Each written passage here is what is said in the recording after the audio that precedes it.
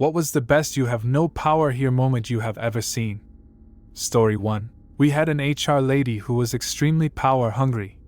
She is walking around with the president of the company who flew in from Japan. She rushes him though the warehouse. Just spits out, "Oh, these are the warehouse guys, we don't have to stop and talk to them." He stops, walks over and starts talking to me about my last vacation. How buying my house went. You could just see her fuming behind him as we talked for almost 45 minutes. I've had multiple meetings with him, we knew each other really well. I don't think he liked her and drug it out on purpose, but I was thrilled to see her just standing there bored as hell. Story 2. When I was working customer service for a restaurant delivery service, not unlike DoorDash, I had a customer send in a complaint about hair in their food. The hair was sitting on top of the food. I checked their account, and they had one order on their account, which is a red flag. I checked their phone number and find multiple accounts, each other 1 to 2 orders, all of them complaining about hair in the food. I deny a refund because the customer has actually used the same identical photo for the last order, since they ordered the same thing. The customer tries to argue with me, threatened to never use the service again, typical stuff that they always say. Eventually the customer gives up and ends the call, then immediately tries again. I get the support request. See who it is, then deny the refund again. She ends the call, then tries again. The person behind me gets the call. I tap the person on the shoulder and show them what I pulled up on my screen, and that person denies the refund. The next day she calls back and tries again and is outside of the refund window, so the customer demands to speak to a supervisor. The supervisor bans her from the service for multiple fraudulent refund requests. Story 3. I worked for 8 years servicing communications equipment on site. 5 of those years were as the department manager. When oil was found in our area, we got so busy we could barely even think. Most of my team were pulling 12-plus-hour days 6 days a week, and we were struggling to hire people quick enough. One day, the CEO texted and said he hired an assistant manager for me, which was something I desperately needed.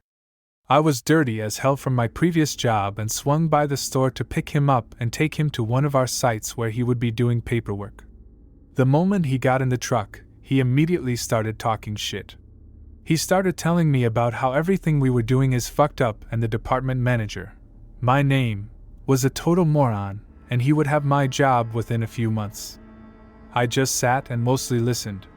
He obviously didn't know shit about my industry, and every time he would say something wrong, I would try to politely correct him and he'd either backtrack or insist that I was trained wrong. When we got to the site out in the middle of the West Texas desert, he complained about the layer of dust on everything and ordered me to clean up the entire site. When I sat down at my desk, the guy continued to bitch my ear off about everything that was wrong and chastised me for sitting down at my desk when he told me to clean up the site. So I called for a taxi, filled out a notice of termination, and handed it to him. He looked absolutely shocked. Then he defiantly protested that only CEO could fire him. I said, "And my name, right?" He sheepishly nodded. So I stuck my hand out for a handshake and introduced myself. I can teach anyone how to service equipment, but I don't have a clue how to teach someone to not be an asshole. Story 4. A coworker friend of mine was flying back from a sales conference in Vegas, and he was able to upgrade to a first-class seat. We had this bitch sales VP that was on the same flight. She was the snobby, entitled type with a full-time nanny and giant McMansion in the suburbs, and she generally treated people who worked for her like servants. She sees him in a first-class seat as she is making her way to coach and asks him how he got that seat. He used points to upgrade. As people are getting settled in, she makes her way back up to the first-class cabin and asks to speak with the lead flight attendant. She tells him that one of her underlings is sitting in first class, and that she needs to switch with him since she's higher on the corporate ladder. The guy can't believe what he's hearing, but she won't take no for an answer.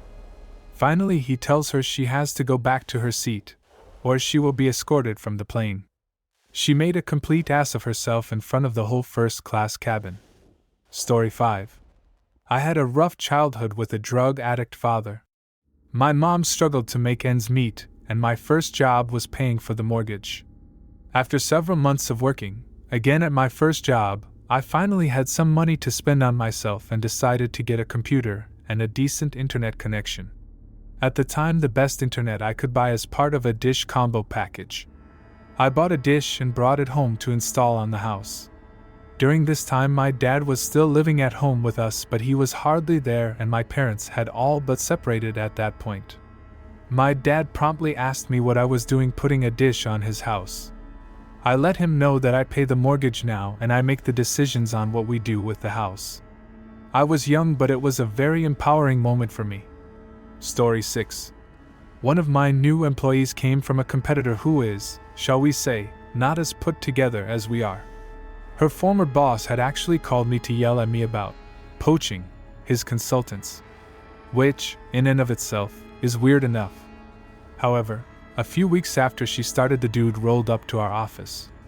He had apparently been calling her to get her to finish an analysis for him, and she just ghosted him. I went to the lobby to see what the fuck he was doing here. He started in on me again, and then she happened to walk by. I didn't fully understand the conversation, but at one point he literally demanded she do this analysis. She just said, "Or what?" and waited a few beats before turning on her heels and walking away.